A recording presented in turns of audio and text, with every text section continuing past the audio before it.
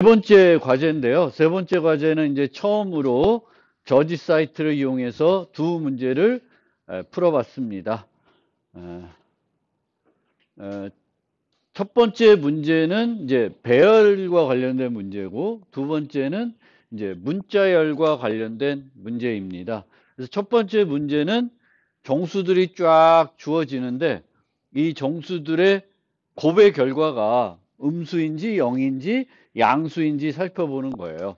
근데 얘네들 실제 다 곱해서 결과를 알아보면 어떤 문제가 생기죠? 오버플로우가 발생하겠죠. 항상 정수들을 계산할 때는 오버플로우가 발생을 할 수가 있고, 오버플로우가 발생을 하면은 부호가 바뀔 수가 있습니다. 그래서 이제 얘네들은 곱해서 구하는 게 아니에요. 그러면 어떻게 하면 되냐?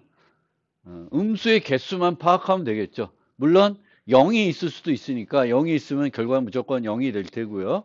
0이 없으면은 음의 개수만 이제 파악하면 됩니다. 그래서 A번 문제는 음의 개수를 카운트하기만 하면 돼요. 그 다음에 B번은 두 개의 그 문자열이 주어지는데, 그게 뭐지? 얘네가 애너그램인지를 살펴보는 거죠. 위치만 좀 바꿨는 건지 살펴보는 거예요. 똑같은 문자를 이렇게 순서만 바꿔가지고 만들어진 문자인지를 보는 건데, 그러면은 두 문자열의 빈도수를 파악하고 그 빈도수를 비교해 보면은 좋습니다. 그래서 그렇게 빈도수 배열을 이용해서 해결하는 문제인데요. 그러면 이 빈도수 배열을 두 개를 만들까 하나를 만들까 이런 것들에 대한 고민이 여러분들이 가질 필요가 있습니다. 그러니까 우리가 알고리즘을 어떤 문제를 해결할 때 더 빠르게 해결할 수 없는지 고민을 해볼 필요가 있고요. 그 다음에는 공간을 조금 더 적게 쓰고 문제를 해결할 수 없는지 살펴볼 필요가 있어요. 그래서 좋은 알고리즘은 빠르게 수행이 되고 공간도 적게 사용하는 알고리즘이 좋은 알고리즘입니다. 물론 공간을 더 많이 써서 속도를 높일 수도 있는 그런 기법도 있지만, 우리가 일반적으로는 공간도 적게 쓰고 시간도 적게 쓰는 그런 거가 되겠고요. 그 다음에 이제 우리가 수업 시간에 저 두 번째 슬라이드에 보면은 문자만 하나 추가된, 그러니까 어떤 문자열이 주어지고 또 다른 문자열이 주어지는데, 여기에는 이제 문자가 하나가 더 추가가 되어 있어요. 첫 번째 문자열과 비교해서.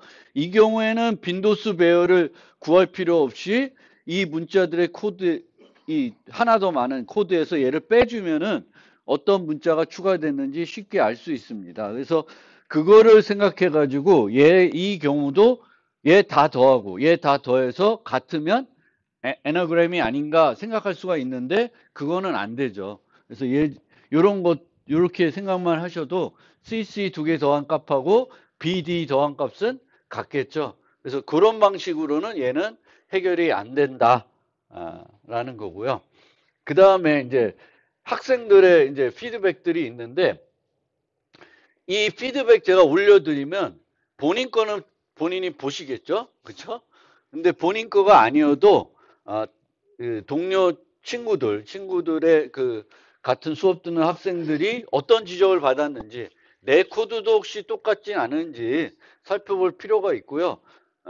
그런 의미에서 좀 잠깐 살펴보면은, 이제 고재민 학생의 경우에는 이제 for each 포문을 써가지고 이제 그 함수를 구성하고 있습니다.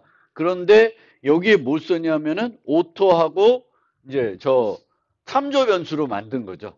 참조 변수로. 근데 이 nums는 무슨 벡터예요? int 벡터예요.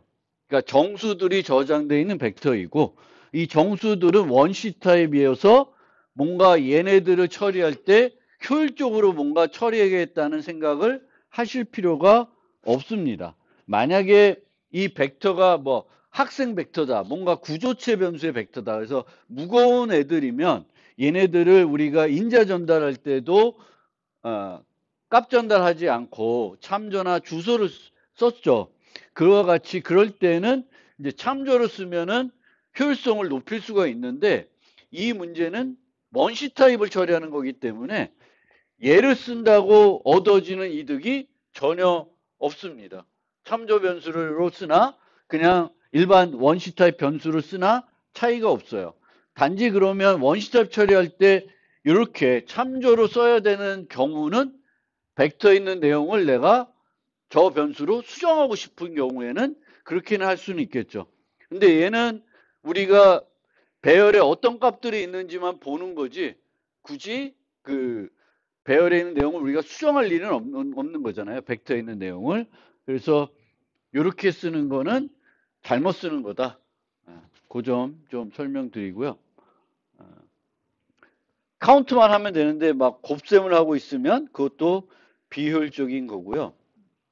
또 하나 제가 이건 수업 시간에 말씀드린 사항인데 플러스를 독립적으로 쓰실 경우 증감 연산자 플러스나 마이너스 쓸 때는 프리픽스 형태로 쓰라고 했습니다. 그래서 그것도 습관을 길러주면 좋아요.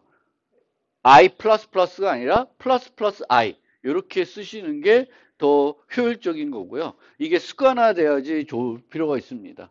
그래서 그거 하나 대부분 다 그냥 플러스를 뒤에 오는 포스트픽스 형태로 대부분 프로그램 하는데 앞에 오는 형태가 더 좋은 거고요. 그 다음에 제가 이거는 설명을 수업 시간에 안 드렸던 것 같긴 한데 요 경우에 이 학생은 요 I- 소문자 A 한 거를 정수로 타입 변환을 하고 있습니다. 근데 그럴 필요가 없어요. 왜냐하면 인트보다 작은 애들을 산술 표현식에 사용하게 되면 자동적으로 우리가 원래는 A 플러스 B를 했는데 A와 B의 타입이 달라. 그럼 일치시킨 다음에 이제 연산을 한다 그랬죠. 뭐 정수와 부동소수. 그러면 정수를 부동소수로 바꾼 다음에 부동소수 덧셈을 합니다. 그런데 인트보다 작은 애들, 캐릭터, 쇼트 뭐 이런 것들이 있으면 쇼트 더하기 쇼트 해도 인트로 바꿔서 계산을 해요. 캐릭터 더하기 캐릭터를 해도 캐릭터 더하기 캐릭터를 하는 게 아니라 인트로 바꾼 다음에 계산합니다. 그거는 컴퓨터를 좀 생각해 보시면 어차피 가장 효과적으로 처리할 수 있는 단어가 인트예요. 그래서 캐릭터 단위로 이 CPU 내부에서도 조그만 단위로 연산을 어차피 처리를 안 합니다. 그래서 얘는 이 아이도 캐릭터고 얘도 캐릭터예요. 그럼 두 개 빼면은 캐릭터가 되니까 이 학생은 그거를 인트로 바꿔가지고 이렇게 이제 프로그램을 하는데 저걸 인트로 안 바꿔도 여러분들이 직접 강제 타입 변환 안 해도 결과 타입은 뭐다? 인트예요. 그러니까 인트보다 작은 정수 타입들은 항상 산술식에 쓰면 정수로 인트로 바뀌어서 처리가 이루어진다 라는 거고요. 나머지는 뭐 꼭 제가 설명드릴 부분은 아니고 나머지는 좀 보시면 되겠고 제 코드를 한번 살펴보면은 A번 문제의 경우에는 크게 두 가지 방법이 있을 수 있는데 이제 계속 파악하는 거예요. 우리가 살펴보면서 음수일지 음수가 될지 양수가 될지를 계속 살펴봅니다. 근데 계속 살펴보는 방법으로 어떻게 하냐면 이제 불리한 변수를 만들어 가지고 이 불리한 변수를 음수가 만들 때마다 톡을 시킵니다. false에서 true, true에서 false. 그러니까 음수가 하나씩 늘어날 때마다 첫 번째 음수를 만나면 이제 음수가 되겠죠. 그 다음에 또 음수를 만나면 양수가 되겠죠. 그래서 그거를 계속 토글링 시킨 다음에 이 최종 결과 값에 따라서 마이너스 1 아니면 2를 주는 거예요. 그 다음에는 얘는 그런 거 없이 그냥 음수 만나면 카운트를 증가시키고요. 다 끝에 가서 이 카운트 값이 짝수인지 홀수인지 살펴봐서 이제 처리하고 있습니다. 두 개는 뭐 플러스 하는 거나 오히려 not 네거티브 하는 게 더 비용이 적을 수가 있습니다. 그런 것도 있으니까 뭐 우리가 늘 여러 가지 방법이 있겠죠. 그러니까 이런 방법 저런 방법도 다 생각을 해보시면서 프로그래밍 해보시면 좋을 것 같고요. 그 다음에 B번은 너무 아래 가서 조금 올려서 보여드리면 이렇게 됩니다. 그래서 A, B 문자열이 들어왔는데 이제 빈도수 배열을 만들어 가지고 분석을 하려고 그래요. 그래서 빈도수 배열을 이런 식으로 이제 뭐 벡터를 쓰셔도 돼요. 벡터 쓰신 분도 있는데 상관없습니다. 근데 이제 고정된 길이에 이니까 뭐 그냥 정수 배열을 써도 뭐 차이가 없고요. 그리고 이제 벡터를 쓸 때 다 0으로 초기화해서 이제 26개짜리 만드시면 되겠고, 아니면 저처럼 배열 쓰면은 이런 식으로 해서 초기화를 해주시면 되죠. 이제 초기화를 26개짜리 만들고 모두 이제 0으로 초기화하면은 이제 빈도수 배열을 그 계산할 수 있는 방법이 되겠고요. 첫 번째 그 학생은 이 빈도수 배열을 2개 만든 다음에 여기서 2개의 빈도수 배열을 비교했어요. 그렇게 해도 되는데, 그렇게 되면 26개짜리 배열을 2개 쓴 거죠. 공간을 더 쓰는 거예요. 그래서 저는 어떤 식으로 그 공간을 줄이는 방법을 어떻게 했냐면, A 계산할 때 플러스 플러스하고, 이제 B를 계산할 때 마이너스 마이너스를 해서, 이제 만약 빈도수가 다 같았다 그러면, 저 프리퀀시, 최종적인 배열은 다 뭐가 돼야 돼? 0이 돼야 되겠죠. 그래서 0이 되는지를 체크해 볼 수 있고, 이 체크도 그냥 이 if문으로 체크하는 것도 방법일 수 있는데, 체크하지 말고 다 더해봐도 돼요. 다 더해서, 다 더하면 안 되겠구나. 1 있고 마이너스 1 있고 있으면 이게 안 되겠네. 이렇게 갑시다, 그냥. 그래서 이렇게 보는 방법이 있습니다. 그러니까 여기서 이 파트가 중요한 게 아니라, 여러분들이 많은 분들이 그러니까 배열을 2개 쓰셨는데 2개 쓸 필요는 없다. 그리고 뭐 소팅 하시는 분, 자, 소팅은 비용이 어떻게 돼요? 뭐 혹시 아세요? 소팅의 시간 복잡도, 소팅의 비용, 어떤 엔게이 데이터를 정렬했다, n 로그 n이라는 비용이 들어요. 근데 요거와 요거 하는 거는 다 선형 비용이에요. 그 다음에는 26개의 고정된 비용을 쓰는 거예요. 그럼 전체적으로는 OMN이에요. 근데 정렬을 해가지고 서로 비교를 하게 되면은 N 오브 N이라고 비용이 더 증가가 되는 거예요. 그래서 선형으로 할 수 있을 때는 정렬을 활용하면은 비용이 증가되는 겁니다. 근데 내가 어차피 비용이 n제곱 정도 들어. 그럼 정렬을 여러 번 해도 상관이 없어요. n 로그 n을 여러 번 해도 결과적으로는 n 로그 n이거든요. n 로그 n에 비례하는 거거든요. 5n을 여러 번 해도 3n도 n이에요. n에 비례하는 거거든요. 그래서 그 정렬을 해서 문제를 효과적으로 해결할 수 있을 거라고 생각할 수도 있지만, 만약에 내가 선형으로 해결할 수 있는데 정렬을 쓰는 건 비용을 줄이는 게 아니라 늘리는 겁니다. 그래서 그것도 좀 알아두시고, 그 다음에 맵이라는 자료 구조를 쓰신 분이 있어요. 빈도수 배열이 아니라 빈도수 맵이라는 걸 쓰셨는데, 배열은 이제 우리가 접근할 때 색인을 이용해서 접근하잖아요. 그래서 어떤 빈도수를 계산하려고 그러는데 그 데이터를 내가 배열 색인으로 계산할 수가 있다.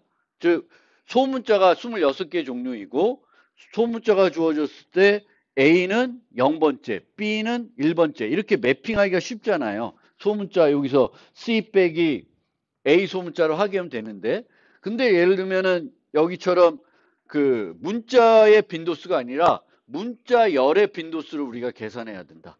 그럼 문자열을 막 다양한 문자열이 주어지는데, 그러면 빈도수 배열의 크기를 얼마나 만들어야 될지도 모르고, 그 빈도수 배열을 만든다고 하더라도 이 특정한 문자열을 어떤 색인에 매핑해야 되는지도 어렵잖아요. 그래서 그런 것들은 빈도수 배열로 못 만들어요. 그럴 때 쓰는 게 뭐예요? 빈도수 맵이라는 자료 구조를 사용할 수가 있습니다. 맵이 뭔지는 좀 나중에 와서 설명드릴 텐데, 이 경우에는 빈도수 맵을 쓰는 게 아니라 배열을 쓰는 거예요. 빈도수 배열을 쓸 수 있는데 빈도수 맵을 쓰면은 비용이 증가하는 겁니다. 더 느려져요. 그래서 맵을 쓸 때와 맵을 안 써야 될 때, 요것도 좀 이제 막 고급 기술 쓰시는 분들이 있는데 이제 쓸 때 써야지 고급 기술도 이제 그거를 좀 참고해 주시고요. 진도를 나가 보겠습니다. 자, 포인터가 언제 필요한지를 살펴보고 있었습니다. 요건 지난 시간에 얘기한 건데 이제 데이터를 다른 함수에 전달해야 되는데 좀 효율적으로 전달하고 싶을 때 이제 C에서는 주소 전달을 했었고요. 또는 이제 함수에 있는 데이터인데 효율적으로 전달할 필요는 없지만 얘를 수정하고 그 결과가 함수가 종료된 다음에도 남아 있어야 된다. 이럴 때 이제 우리가 주소 전달을 C에서 했었는데 이제 C++에서는 주소 전달을 하지 않고 참조 전달로 할 수가 있다. 참조 전달하는 게 더 강건성 측면에서 효과적이고 코딩하기도 간결해진다. 이런 포인터 연산들 안 써도 되니까 그런 거고요.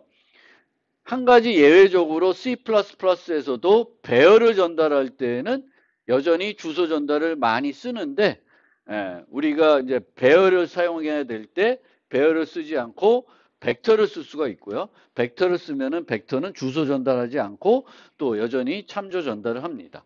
그리고 배열도 여기처럼 이제 참조로 배열을 전달할 수가 있지만 배열을 참조로 전달하면은 그 함수는 특정한 용량의 배열만 받을 수가 있어요. 근데 우리가 보통 만드는 배열만 받는 건 아니고 다양한 용량의 배열을 받는 함수를 만들어서 쓰게 됩니다. 물론 내가 만든 응용에 따라서는 이 응용에서는 늘 고정된 크기의 배열을 받아서 처리하는 경우도 있을 수 있고요. 그럴 때는 이제 참조로 처리할 수도 있겠죠. 그래서 그런 거고요. 그 다음에 이제 동적 할당할 때 이제 그 동적 할당된 결과는 주소이고 또 나중에 그걸 반납할 때도 주소를 이용해서 반납하기 때문에 이제 포인터를 쓰게 됩니다. 그래서 C++에서도 동적 할당할 필요성이 있고요. 그럼 언제 동적 할당할 필요성이 있냐? 필요한 크기가 가변적이고 편차가 클 때. 가변적이라고 무조건 쓰는 것도 아니고 그 예시를 들었죠. 학생을 처리해야 될 때, 또 월 단위 어떤 정보를 저장해야 될 때, 이럴 때 둘 다 동적 할당이 필요한 건 아니고요. 물론 이 동적 할당이 필요할 때도 여러분들이 직접 하지 않고 이제 보통 이 동적 할당은 동적 배열 같은 걸 할당할 때 이제 많이 쓰거든요. 여러 개를 많이 저장해야 되는데 몇 개를 저장해야 될지 모를 때 이럴 때 이제 쓰는 거니까 이 경우에도 내가 동적 할당해서 내가 다 쓰고 나서 반납하는 게 아니라 저절로 알아서 하게끔 벡터를 쓰는 게 또 이때에도 편합니다. 그리고 이제 포인트의 필요성을 계속 얘기하고 있었는데 잠깐 새길로 빠져서 이제 동적 할당을 설명드린 김에 C++에서 그러면 동적 할당을 어떻게 하냐? new와 delete라고 하는 연산자를 이용한다. 그래서 연산자를 이용하는 것과 기존 C에서 함수를 이용하는 거에는 이제 new, delete 이용한 게 여러 가지 장점이 있다. 초기화를 할 수가 있고 내가 강제 뭐 타입 변환도 안 해도 되고 그런 이점들이 있습니다. 한 가지 주의할 점은 반납할 때 이제 동적 배열을 생성할 경우에는 요 문법을 쓰셔야 이제 배열 전체가 반납이 되고요. 앞에 있는 거 하나만 반납이 되는 게 아니라 그래서 그걸 주의하셔야 되겠고 이제 포인터를 쓸 때 뭐 이거는 다 그 앞에 된 얘기니까 그렇게 되겠고 이 new를 이용할 때 이제 그 잘못된 요청을 하게 되면 너무 큰 걸 하거나 뭐 음수를 이용해서 요청한다든가 이렇게 되면 할당해 줄 수가 없죠. 마이너스 10개를 할당해 달라 이러면 안 되잖아요. 이럴 때 이제 예외가 발생하고 프로그램이 죽을 수가 있는데 이런 문제들을 막기 위해서 우리가 요 옵션을 사용할 수가 있고요. 요거를 중간에 넣어주게 되면은 실패했을 때 예외가 발생하는 게 아니라 이제 널 PTR을 반환해 줍니다. 그래서 저걸 쓸 경우에는 동적 할당을 하고 나서 뭘 해야 돼요? 성공적으로 됐는지 확인을 해야 돼요. 그 성공적으로 됐는지는 널 PTR이 아니면 성공적으로 할당을 해준 것이 됩니다. 그리고 동청할 때 주의사항이고요. 그 다음에 한 가지 이 new 갖고 우리가 좀 고급 테크닉에 해당되는데, 이제 new 뭐 하면은 이 공간은 이제 우리가 그 할당 측면에 보면 동적 할당인 거죠. 그래서 얘는 이제 우리가 할당하고 우리가 다 쓰고 나면 반납을 해줘야 되니까 이제 그 함수 스택에 만들어지는 게 아니라 힙이라고 하는 별도 공간에 만들어집니다. 그런데 이 new를 힙에다 하지 않고 특정한 주소에다가 그 데이터를 거기다가 만들 수도 있어요. 그래서 요거를 이런 식으로 요 주소에다가 요 애를 만들라라는 거예요.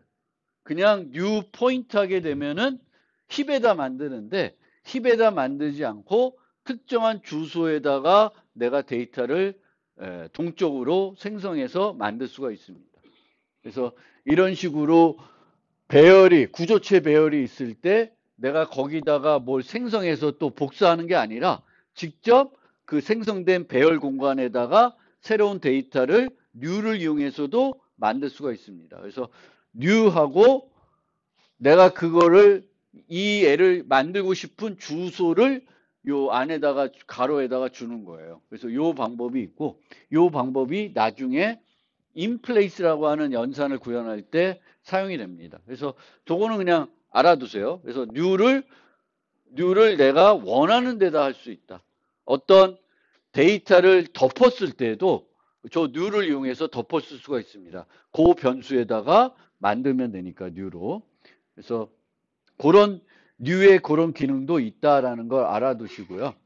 그 다음에 이제 여기서부터 오늘 설명드릴 내용인데, 동적 배열을 생성하는데 이제 1차원 동적 배열을 생성하는 거는 그렇게 문법이 어렵진 않아요. 근데 이제 2차원, 3차원, 뭐 3차원까지는 아니어도 2차원은 동적 배열로 만드는 경우가 종종 있을 수가 있는데, 그때의 문법을 조금 소개해 드리려고 그래요. 그래서 몇 가지 방법이 있습니다. 2차원 동적 배열을 만드는 방법 몇 가지가 있는데, 첫 번째 방법이 이런 방법이에요. 근데 첫 번째 방법은 동적, 그러니까 2차원 배열은 2차원 배열인데 일반적인 그 2차원 배열하고는 조금 생김새가 달라집니다. 저렇게 만들게 되면. 걔는 뭐냐 하면은 포인터 배열을 만든 거예요. 포인터 배열. 그러니까 포인터 배열은 뭘 유지하는 거예요? 주소를 여러 개 유지하는 거죠. 근데 이렇게 하면 어떤 애들의 주소를 유지하냐면 또 다른 배열의 시작 주소를 유지하는 거예요. 그러니까 배열의 배열을 만드는 거예요.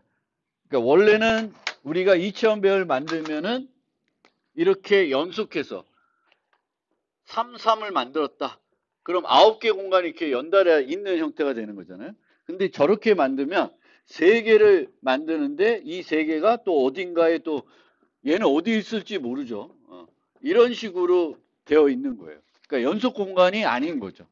그래서 이렇게 만드는 방법도 있습니다. 물론 이렇게 만들면 뭐가 가능하냐면, 원래는 3x3이면은 모든 행의 열이 같은 거잖아요.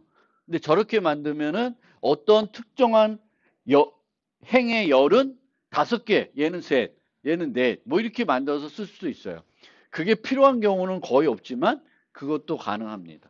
근데 이렇게 만드는 것 자체는 그렇다 쳐도 문제라기보다는 불편한 점은 뭐냐면, 나중에 뭔가 하나만 반납해서 반납이 이루어진 게 아니라 얘 반납하고 얘 반납하고 얘 반납하고 얘 반납을 다 반납을 해야 돼, 각각을. 원래는 2차원 배열이면 이 통 하나만 반납하면 되는데 얘는 이제 그렇게 안 되는 거죠. 그래서 그거를 이제 주의하시면 되겠습니다. 그래서 포인터 배열인데 각각의 주소를 유지하는 게 배열의 시작 주소를 유지해가지고 2차원 배열로 쓰는 거예요. 근데 저렇게 만들면 이렇게 생성하고 나서는 이제 접근할 때는 여전히 이렇게 두 개, 세 개를 이용해서 접근할 수 있어요. 그러니까 여기서 여러 가지 방법을 소개를 하는데 2차원 동적 배열을 만드는 여러 가지 방법을 소개하는데 만들 때는 다르지만 쓸 때는 그냥 배열색인 두 개 써서 쓰시면 돼요. 그 문제는 없습니다. 그 다음에 이제 두 번째 방법은 new를 그냥 이용하는 거예요. new를 이용해 가지고 new int 이제 50 뭐 이렇게 하면은 이제 5x10 배열이 만들어지는 거예요. 근데 이렇게 만들면은 50개의 공간이 연달아 만들어지겠죠. 만들어지는 거예요. 근데 얘가 조금 이제 복잡한 거는 뭐가 복잡하냐면 요 앞에 있는 문법이 복잡하게 느껴질 수 있어요. 2차원 배열을 동적 생성했을 때 내가 받아야 되는, 내가 선언해야 되는 변수 타입이 약간 복잡해질 수 있습니다. 그래서 요 변수 타입을 우리가 해석하는 거는 이제 선언할 때는 연산자는 아니지만 이제 선언할 때도 해석은 연산자처럼 그것의 우선순위를 따져서 한다 그랬죠. 그래서 얘는 리스트는 포인터인데 뭘 가리키는 포인터? 용량이 10인 배열을 가리키는 포인터예요. 왜냐하면 2차원 배열은 용량이 10인 배열이 여러 개가 있는 거죠. 여기 몇 개? 5개가 있는 형태로 되는 거예요. 그래서 리스트 플러스 2라면은 리스트에 있는 첫 번째 요소가 아니라 다음 행으로 가야 되는 거고 다음 행으로 가야 되기 때문에 이제 문법이 저렇게 되는 거예요. 그러면 얘가 불편하면 어떻게 하면 되냐면 여기 안 나와 요렇게 하는 게 요때는 오토가 되게 효자죠. 그렇죠? 어렵잖아. 복잡하잖아. 그럼 그냥 나는 오토 리스트 뉴 인트 50 하면 돼요. 그러면 내가 얘를 올바르게 쓰지 않아도 다 알아서 해줘요. 누가? 컴파일러가 알아서 해줍니다. 그러니까 요럴 때 오토를 쓰면은 더 간결하고 뭐 복잡하지 않고 이렇습니다. 그래서 오토는 요럴 때 쓰면 좋습니다. 잘 헷갈리잖아. 그러니까 오토를 요럴 때 쓰면 좋겠고요. 이제 요 두 번째 방법에서 뭐 다른 것도 비슷하겠지만 이제 우리가 어떤 동적 배열을 만드는데 뭐 행과 열 정보를 자유자재로 줘서 어떤 동적 배열을 만들어서 반환해 주는 그런 그 함수를 만들고 싶다? 그게 안 돼요. 왜냐하면 2차원 배열에서 이 문법에서는 요 10을 생략을 못 하는 거예요. 열의 크기는. 왜냐하면 열의 크기가 달라지면 타입도 달라져요. 하나는 10칸씩 이렇게 띄어가야 되는 거고 얘가 5가 되면 5칸씩 띄어야 되거든요. 그래서 쟤를 생략 못해. 그러니까 쟤는 고정이 되는 거야. 내가 타입을 만들 때 고정이 되기 때문에 이제 그 열의 크기를 그러니까 다차원 배열에서 맨 마지막 거의 크기는 내가 마음대로 못 바꾸는 거예요. 그 타입 선언할 때. 그래서 그런 좀 불편함이 있고요. 그래서 얘도 이것 때문에 싫으니까 더 이제 실제 C++에서 많이 쓰는 건 또 여기 때도 벡터를 써요. 벡터인데 2차원 배열을 나타내고 싶으면은 벡터의 벡터가 되는 거예요. 그러면은 자유자재로 쉽게 만들 수가 있습니다. 행과 열을 그때그때 내가 필요해서 만들어 가지고 사용할 수 있고 원하면 또 바꿀 수도 있어요. 그래서 이제 2차원 배열도 실제 C++에서는 저렇게 동적 배열을 생성해서 사용하는 것보다는 벡터를 쓰는 게 훨씬 더 편리할 거예요. 편리합니다. 그 다음에 이제 예전에 초기 C++에서 많이 썼던 방법이에요. 요 C++11부터 저 new를 이용해서 2차원 동적 배열을 생성하게끔 개선되기 전에는 이 방법을 많이 썼어요. 이 방법은 뭐예요? 2차원 배열이 필요한데 나는 뭘 할당해요? 필요한 2차원 배열이 예를 들면은 5, 10이 필요해요. 그럼 총 몇 개의 공간이 필요해요? 50개가 필요한 거죠. 그럼 1차원 배열 50개를 만드는 거예요. 그러면 공간은 똑같이 확보가 되죠. 근데 걔를 어떻게 해석해요? 2차원 배열로 해석해 가지고 쓰는 거예요. 그래서 1차원 배열을 확보를 하는데 타입 변환을 해서 이제 쓰는 거예요. 저게 이제 초기 이제 C++에서 이제 저걸 많이 썼는데 지금은 이제 저렇게 하고 더 많이 쓰는 건 벡터의 벡터다. 그 다음에 이제 동적 할당할 때 이제 자료 구조에서 동적 자료 구조를 만들 때 많이 쓰는데 자료 구조는 똑같은 종류의 데이터를 여러 개 유지하게 해주는 것들이에요. 근데 이제 얘를 이제 제공해주는 연산이나 이런 것들이 이제 자료 구조마다 특성들이 다 다른 거죠. 뭐 리스트 있고 스택 있고 큐 있고 맵 있고 집합 있고 뭐 여러 가지 자료 구조들이 있어요. 그래서 자료 구조에 대해서는 이제 그 자료 구조 시간에 이제 잘 배울 텐데 여기서는 한 가지만 말씀드리면은 동적 자료 구조라고 그랬잖아요. 자료 구조들은. 라이브러리에서 제공하는 그런 자료 구조들은 다 동적 자료 구조다. 즉 처음에 내가 용량을 지정해 줬던 안 했던 간에 그 용량만큼의 데이터를 집어넣고 나면 더 이상 추가하지 못하는 게 아니라 더 넣어도 돼요. 더 넣으면 얘가 알아서 용량들을 늘려줍니다. 그러면 이 자료 구조를 내부적으로 구현하려면 똑같은 종류의 데이터를 여러 개 내부적으로 어떻게든 유지하고 있어야 되겠죠. 그 유지하고 있는 방법이 크게 두 가지 방법이 있습니다. 하나는 동적 배열을 쓰는 방법이 있고요.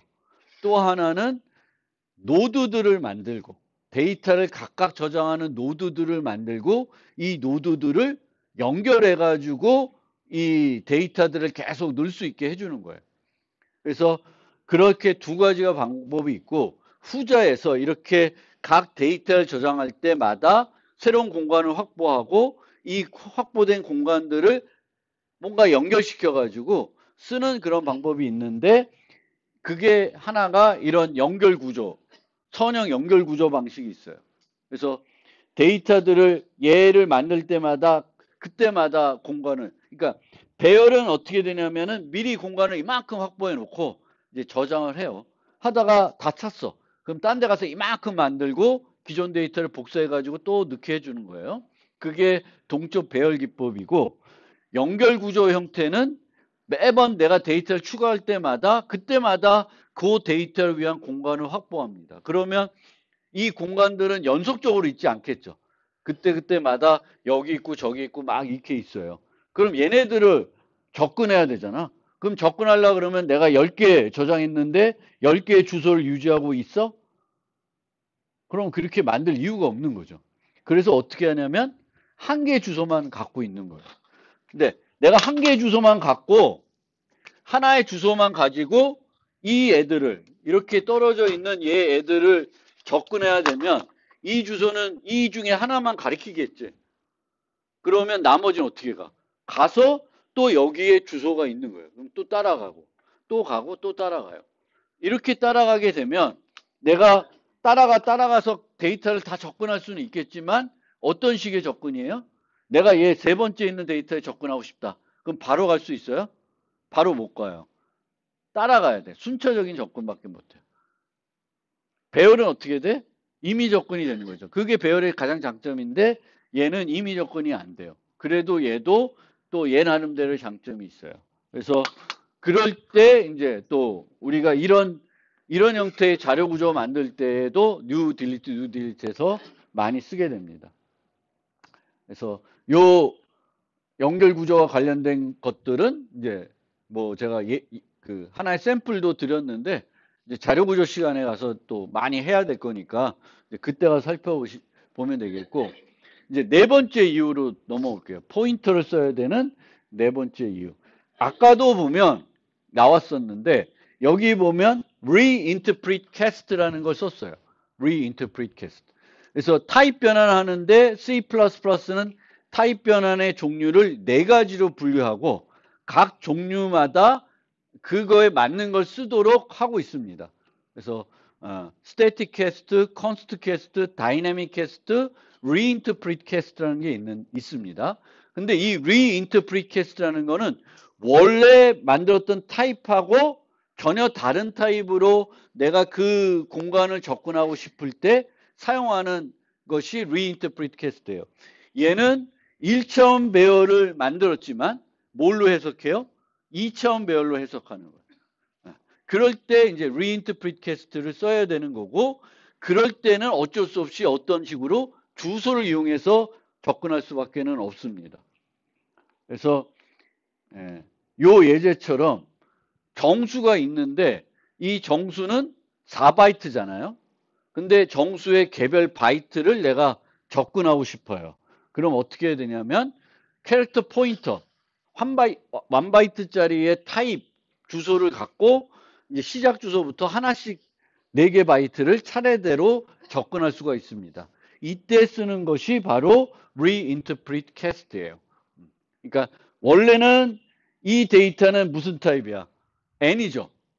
정수 타입이에요. 정수 타입이면 얘의 데이터를 접근하려면은 int 포인터를 이용해서 접근해야 되는데 int 포인터를 이용하면 전체를 접근해야 되는 거지. 근데 나는 이 전체를 접근하는 게 아니라 얘를 바이트 배열처럼 4개의 바이트가 있는 데이터로 해석해 가지고 하나씩 접근하고 싶다. 이렇게 되는 거예요. 그렇게 되면 얘를 주소를 이제 바꿔줘서 이제 이 주소는 플러스 1하면은 정수를 뛰어넘는 게 아니라 이 주소는 몇 바이트씩만 읽어드려야 돼요? 1바이트씩만 읽어드려요. 이때 쓰는 게 reinterpret cast입니다. 그리고 이때도 포인터를 이용해서 사용할 수밖에 없어요. 근데 얘는 우리가 이렇게 응용 만들 때 흔하게 쓰이지는 않아요. 흔하게 쓰이지는 않은데 간혹 필요할 때도 있습니다. 보통 우리가 데이터를 파일 시스템에 저장하거나 통신으로 메시지를 보낼 때 그 데이터 단위가 아니라 바이트 단위 이런 식의 접근해야 될 때가 있습니다. 그럴 때 이제 이게 필요한데 요 네 번째 필요성은 일반적으로 많이 필요한 경우에 아주 특수한 경우에 쓰이는 거니까 크게 신경은 안 쓰셔도 되고요. 그 다음에 5번째, 6번째는 객체 제한과 관련이 되어 있습니다. 객체 제한과. 근데 이 객체 제한 얘기는 이제 주관고사 이후에 좀 설명드릴 내용인데 그래도 포인터 필요성 때문에 잠깐 소개를 하면은 객체 제한이 갖고 있는 가장 큰 장점 중에 하나, 특징 중에 하나가 다양성이라는 거예요. 다양성. 그리고 이 다양성이라는 거는 상속이라는 어떤 테크닉을 써가지고 얻게 되는 그런 이점입니다. 그러니까 상속을 하고 뭐 이런 거예요. 그래서 이 상속 개념이 뭐냐면은 내가 프로그램에서 강아지도 만들고 고양이도 만들어야 돼. 근데 강아지가 갖고 있는 어떤 데이터, 강아지가 유지해야 되는 데이터, 또 강아지가 해야 되는 어떤 일들이 고양이하고 똑같은 게 있더라는 거예요. 그러면 예전에는 어떻게 우리가 구현하냐면 얘 다 구현하고 또 얘를 또 해서 코드들이 똑같은 기능한 코드들이 중복이 되는 거예요. 그래서 그 중복을 없애려고 어떻게 하냐면 얘 둘을 아우르는 애완동물이라는 걸 만들어요. 그래서 이 애완동물에는 강아지와 고양이가 똑같이 갖고 있어야 되는 데이터와 똑같은 어떤 일을 해야 되는 함수들을 저기다 만들어 놓는 거예요. 저기다 만들어 놓고 이제 캣과 그 강아지는 애완동물을 상속해서 만들게 됩니다. 상속해서 만들게 되면은 저희 애완동물에 있는 기능이나 데이터는 내가 강아지와 고양이 만들 때 추가적으로 만들지 않고 그냥 상속한다 그러면 자동 포함이 돼요. 자동적으로. 그러면 코드 중복도 제거할 수 있고 되게 효과적으로 쉽게 강아지와 고양이를 만들 수가 있습니다. 근데 상속은 이 강아지와 고양이를 만들 때 편리하게 해주는 것뿐만 아니라 이렇게 모델링하게 되면은 펫이라고 하는 애완동물이라는 타입이 하나 새로 만들어지는 거예요. 예전에는 이제 없고 강아지, 고양이만 있었는데 이제는 펫이라는 게 생기는 거예요. 타입이. 그리고 이 펫이라는 타입은 강아지도 가리킬 수 있고 고양이도 가리킬 수가 있는 거예요. 그러니까 공통 타입이 생기는 거예요. 그래서 그 공통 타입을 이용해서 처리를 하면 그게 바로 다양성이에요. 그래서 이 펫이라고 하는 타입을 이용해서 뭐 소리내라고 했더니 얘가 가리키는, 얘가 유지하고 있는 게 고양이면 야옹거리고 강아지는 멍멍거리는 게 이게 바로 다양성이라는 거예요. 근데 이 다양성을 활용하려 그러면 어, 이런 식으로. 값 타입으로는 안 돼요. 값 타입은 복사가 되고 있기 때문에 이 복사가 되고 나서는 얘가 강아지인지 고양이인지 파악이 안 되는 거예요. 그러면 어떻게 해야 되냐면 포인터나 주소를 이용해야 돼요. 포인터나 주소 똑같은 거고 포인터나 참조 타입을 이용해야지만 뭘 할 수 있어요? 다양성을 얻을 수가 있는 겁니다. 그래서 얘가 이 포인터가 이 주소가 강아지를 가리키면 강아지가 동작할 거고 얘가 고양이를 가리키고 있으면 고양이에 맞게 동작을 하게 됩니다. 그래서 이 다양성을 처리할 때 우리가 또 포인터를 쓰게 되는데 이런 함수를 한번 생각을 해보세요.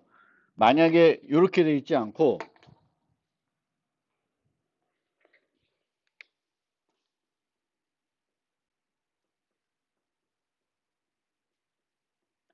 이런 함수가 있다. 그럼 이 함수에는 뭐만 전달할 수 있어요? 강아지만 전달할 수 있겠죠. 근데 저렇게 pet 포인트 P나 pet 참조 P 하면은 저기에는 이제 뭐 전달할 수 있어요? 강아지도 전달할 수도 있고 고양이도 전달할 수 있어요. 그래서 저게 범용함수 같은 거죠. 특정한 하나의 타입만 동작하는 게 아니라 애완동물이면 다 처리할 수가 있는 거예요. 그래서 그때 이제 참조를 써야 되는데 요, 요 경우에는 얘를 많이 쓰겠어요? 얘를 많이 쓰겠어요? 얘를 많이 씁니다. 왜 또 편리하니까. 아까 우리가 첫 번째 포인트 이후에서 이제 효과적으로 이런 애들을 효율적으로 함수의 전달, 인자를 전달하기 위해서 무거운 애들을 효과적으로 전달하기 위해서 주소로 쓸 수도 있지만 참조를 많이 쓴다 그랬어요. 그래서 이 경우에는 함수들을 만들 때 다양한 애들을 다양성을 활용해서 만들고자 할 때에는 포인터를 쓸 일은 없어요. 참조만 쓰면 돼요. 그런데 어떤 애들을 정의할 때 여기도 이렇게 pet 하는 경우가 있고 클래스 뭐 person 아직 클래스는 안 배웠지만 그냥 안다고 전제하고 이렇게 만들면 이 사람을 나타내는 뭔가 구조체를 만드는 거예요. 그럼 이렇게 만들면 이 사람은 애완동물로 뭐만 기를 수 있어요? 강아지만 기를 수 있는 거잖아요. 근데 이렇게 패스를 하게 되면 이제 뭘 유지할 수도 있어요? 다양한 애완동물을 다 유지할 수가 있는 거예요. 그래서 이렇게 할 때 이제 이렇게 쓰는데 여기서는 얘는 아니지만 여기서는 이걸 쓰기가 어렵습니다. 왜 그러냐면 참조 변수는 제가 저번에 설명드릴 때 어떻게 설명드렸냐면은 선언과 동시에 초기화돼야 되겠고 한 번 참조한 것을 바꿀 수 없다고 되어 있습니다. 그러면 이렇게 참조로 어떤 걸 사람이 유지하게 되면은 한 번 내가 기른 애완동물은 못 바꾸는 거예요. 근데 보통은 우리가 이제 저런 것들 프로그램 할 때 게임을 만든다. 그러면 캐릭터가 있는데 다양한 무기를 들고 싸워요. 그럼 이 무기를 들다가 다음에 다른 무기를 또 들어야 되겠죠. 그런데 참조를 해놨어. 그러면 얘는 한 번 결정된 무기를 못 바꾸는 거잖아. 근데 보통은 우리가 이렇게 유지하고 있는 것들을 실행 시간에 막 가다가 바꿔야 될 때가 많습니다. 그럼 뭘로 바꿔야 돼? 포인터를 쓸 수밖에 없어요. 그래서 다양성이 필요한데 이런 식으로 뭔가 유지를 해야 된다. 인자로 받아서 여기서 그냥 처리하고 땡 치면은 되는 게 아니라 계속 유지하고 있고 유지하던 거를 바꿔야 된다. 그러면 뭘 써야 돼요? 포인터를 꼭 써야 돼요. 그러니까 저기서는 포인터를 쓸 수밖에 없고 요 다양성에 대해서는 뭐 여기보다는 이제 뒤에 객체 제한 가서 아주 자세히 설명드릴 테니까 포인터를 이런 데서 쓴다라는 것만 알아두시고요. 그 다음에 일곱 번째 이유입니다. 우리가 보통 이런 벡터나 또 배열 같은 걸 쓸 때 데이터를 무거운 데이터도 그 데이터를 그 배열에다가 유지합니다. 그게 일반적인 방법이에요. C++에서 프로그램 할 때 우리가 벡터를 만들면은 student 포인터가 아니라 student로 보통 만들어요. 그게 일반적인 경우예요. 근데 때에 따라서는 데이터 자체를 유지하지 않고 데이터의 주소를 유지해 가지고 효율성을 높일 수가 있습니다. 예를 들어 보면 얘와 얘의 차이를 여러분들이 알겠어요? 얘와 얘. 얘는 64라는 그 공간을 뭐 이만큼씩 확보해 놓은 거죠. 거기에 저 문자열들이 쫙 저장이 되어 있는 거예요. 근데 얘는 어떻게 되냐면은 주소만 유지하고 있는 거죠. 데이터는 따로 있는 거예요. 그러면 공간적인 측면만 보더라도 어느 게 더 효율적이에요? 얘가 더 효율적이죠. 더 중요한 거는 만약 이 데이터를 내가 알파벳 순으로 정렬을 해야 돼요. 그럼 어떻게 돼? 얘네는 정렬할 때 데이터들을 다 복사해서 옮겨야 되죠. 얘는 정렬할 때 뭐만 옮기면 돼? 주소만 바꾸면 되죠. 그래서 데이터들을 아주 무거운 데이터들을 유지할 때 간혹 내가 어떻게 처리하냐에 따라서는 데이터 자체가 아니라 데이터의 주소를 유지해야 될 때가 있습니다. 그리고 데이터의 주소를 유지할 때에는 바꿔야 되면 그 유지하는 위치 원래 유지하고 있던 데이터를 내가 바꿔야 되면 뭘로 바꿀 수밖에 없어요? 포인터를 이용할 수밖에 없어요. 참조 배열은 거의 안 써요. 왜냐하면 참조 배열은 만들과 동시에 다 배열에 있는 모든 요소들을 다 초기화해 놔야 되고 그 참조하는 거를 못 바꿔요. 그래서 그렇게는 안 쓰겠죠, 보통. 그래서 이런 용도로 뭔가 효과적으로 처리하고 싶으면은 이제 포인터를 이제 이때는 씁니다.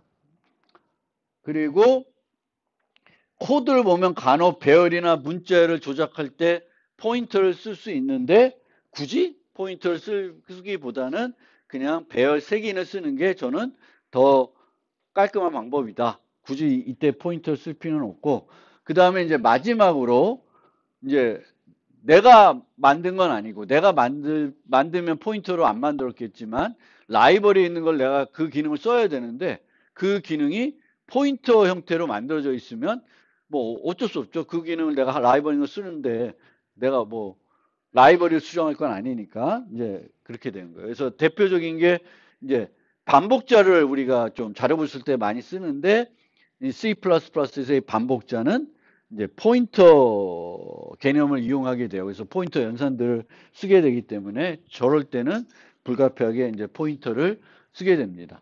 그래서 지금까지 살펴본 그 포인터를 쓰는 C 또 C+ 쓰는 그 이유들을 살펴보면은 좀 더 상세하게 나누면 총 10가지가 있습니다. 그러면 첫 번째는 인자 전달의 비용을 줄이기 위해서 주소 전달 방식으로 쓸 수 있는데 저 때는 C++는 주소로 안 쓴다. 참조로 쓴다라는 거고요. 배열을 전달할 때는 이제 주소 전달을 하지만 저 경우도 배열을 안 쓰고 벡터를 쓰면은 여전히 참조로 쓸 수가 있다. 다른 함수의 데이터의 수정이 필요할 때도 주소 포인터를 써야 될 수도 있지만 이제 C++에서는 저 때도 참조를 쓴다라는 거고요. 동적 할당된 데이터에 접근할 때는 이제 쓸 수밖에는 없는데 동적 할당할 때는 그런데 동적 할당이 필요할 때도 굳이 내가 직접 하지 않고 그걸 대신해 줄 수 있는 라이브러리 기능이 있으면 라이브러리를 이용하는 게 더 효과적인 방법입니다. 네 번째 이유는 원래 타입과 전혀 다른 타입을 접근해야 될 때는 저거는 포인터를 쓸 수밖에 없고 별도 다른 대안은 없지만 많이 나오는 경우가 아니에요. 여러분들이 뭐 일반적인 응용을 만들 때 reinterpret를 해야 되는 경우는 극히 드뭅니다. 그 다음에 다섯 번째로 다양성을 활용한 함수의 정의.